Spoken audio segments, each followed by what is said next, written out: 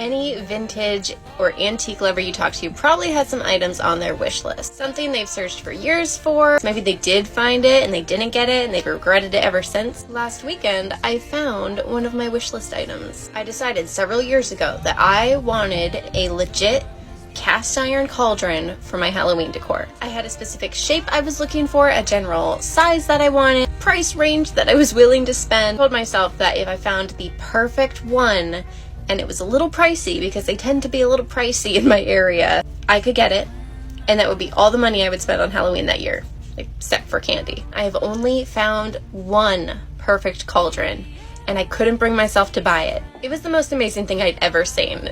It was huge, like big enough to cook a child in, possibly an adult, like a real fairy tale witch size. Probably wouldn't have fit in my car, but the shape was amazing, like exactly what I was looking for. The only problem was it was like $600, and I couldn't justify spending that much money on one item for one holiday. Let's be honest, I couldn't find a way to justify to Nathan spending $600 on one item for one holiday. She'll forever live in my memory as the one that got away. I tell you this story so you'll understand the way my thrifty little heart leapt when I walked up to a garage sale last weekend and spotted the cutest little cast iron cauldron. Not big enough to cook a child in, but small enough that I can style it a lot of different ways around my house come October. I tried to play it super cool because I didn't want to draw attention to the cauldron, and I didn't want to have to carry around a big heavy cauldron while I looked at the rest of the sale. When I went up to pay,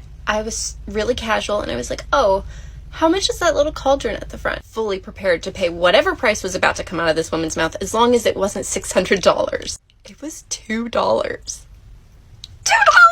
Handed over my money and then scurried back to my car, snatching up my cauldron on the way. This is not the cutest little thing that ever cost $2 ever. I love it so much. I would hold it this entire video, but it's like, it's heavy.